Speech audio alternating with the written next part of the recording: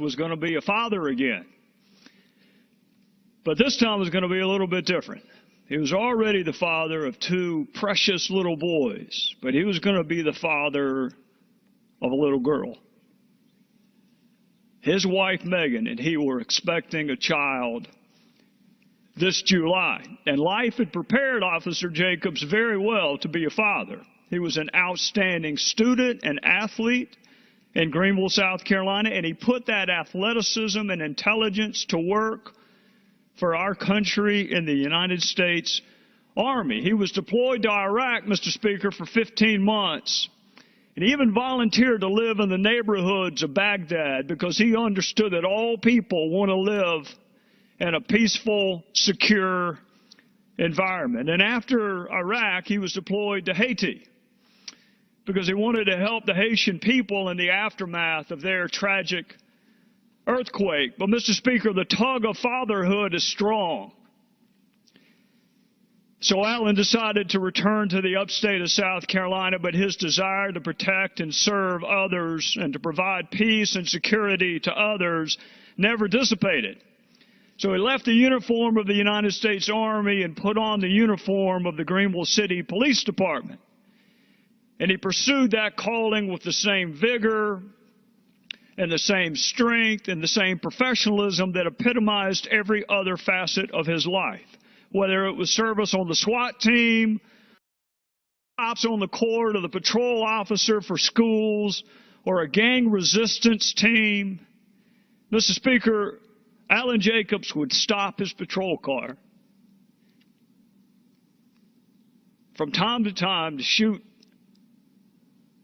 basketball with young men in the inner city of Greenville who did not have the father figure that he was to his boys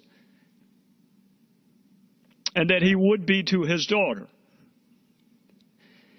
Now, Mr. Speaker, I learned all of this from Alan's mother in a telephone call we had 2 days before his funeral.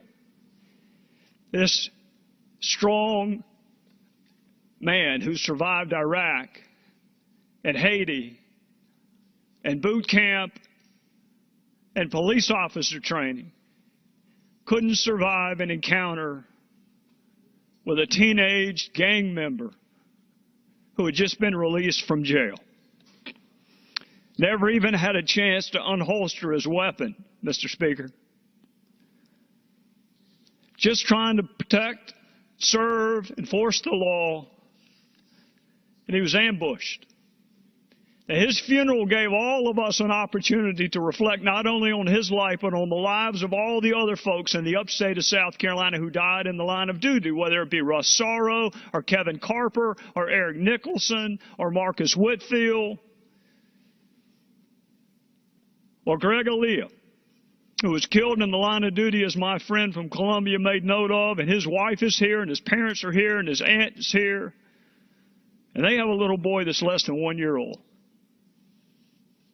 So I want to say this in conclusion, Mr. Speaker. I want to thank all the women and men in uniform who are willing, most of us are not willing to do, and interact with people that most of us are not willing to interact with, and miss things in life that most of us are not willing to miss. But I especially want to send a message, Mr. Speaker, to Alan Jacobs' 2 sons and his daughter on the way, and Greg Aaliyah's son. Their fathers lived a life of service and sacrifice and significance. And they left the greatest legacy that you can ever leave children, which is a good name